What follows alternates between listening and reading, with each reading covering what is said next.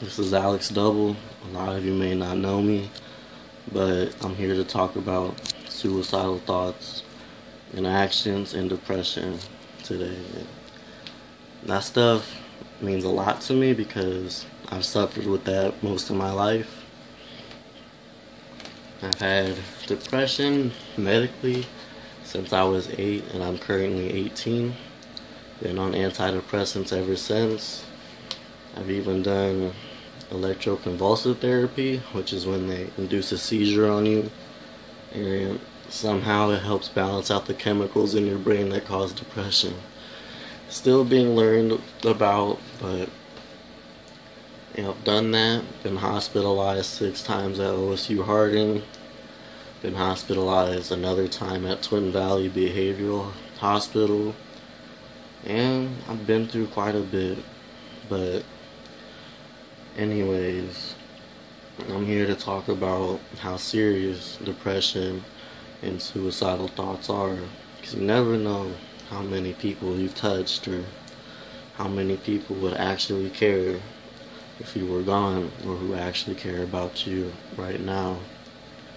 And that's one thing I didn't take into consideration for a long time, and now I look back, and the one thing that hit me really hard was when in January, well actually it was early February, I went to OSU Harding because I was cutting myself, and this little boy named Kayshawn was my roommate, and he's 9 years old. I was 17 at the time, and he was extremely smart, as nice as could be, and I was just going to take advantage of the moment and teach him a little bit. So I taught him, I'm like, the way I work is if you're nice to me, I'm nice to you. And I taught him that, and he was my roommate for about a week, and through that time we talked a lot. I tried helping him out.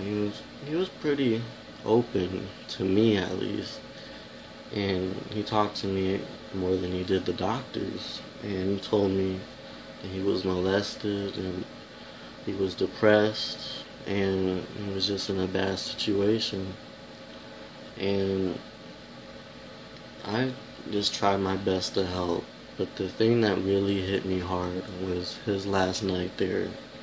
His last night there, he asked me to tuck him in bed, and I tucked him in, and I told him, tell me if you feel uncomfortable. That's the last thing I want to do, is to make you feel uncomfortable. And so I tucked him in bed, and then he said, Alex, I look at you like a brother or a father figure, and that really hit hard because I've had father problems my whole life, and that hit really hard. And then one of the last things he said to me was, Alex, I wish you were my dad. And he stumped me. I didn't know what to say. It really hit me home, hit home.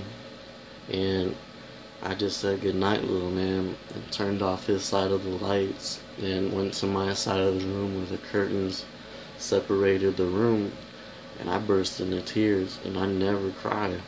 And the next day, he had to write a thank you letter to someone, and the person that gave me this told me he could have wrote it to anyone. And the directions say, think about a person who has helped you. Who was it? What did the person do? How did that person make you feel? Write a letter to that person thanking them for their help. Well, he wrote me, hand wrote a letter to me, and it said, Dear Alex, I appreciate all the help you've given me. You have stopped me from doing bad, taught me yourself. I taught you a little myself. And by the way, who cares what other people think? I think you are perfect just the way you are.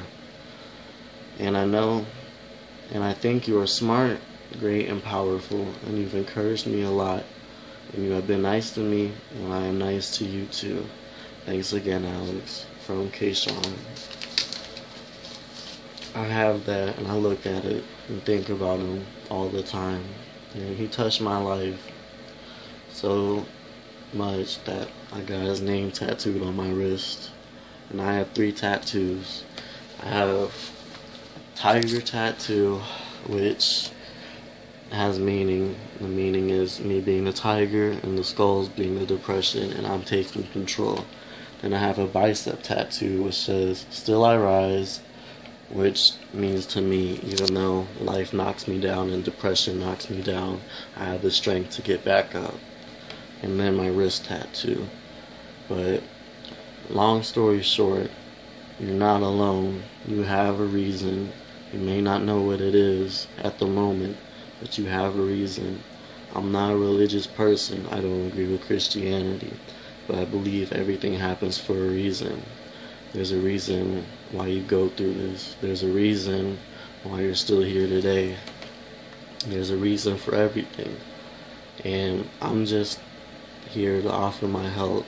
I don't care who you are, how old you are, if you're whatever ethnicity you are, and I don't care if you're gay or straight or whatever. If you need help and you come to me asking for help, I will help you. That's just my personality, and I'll be more than willing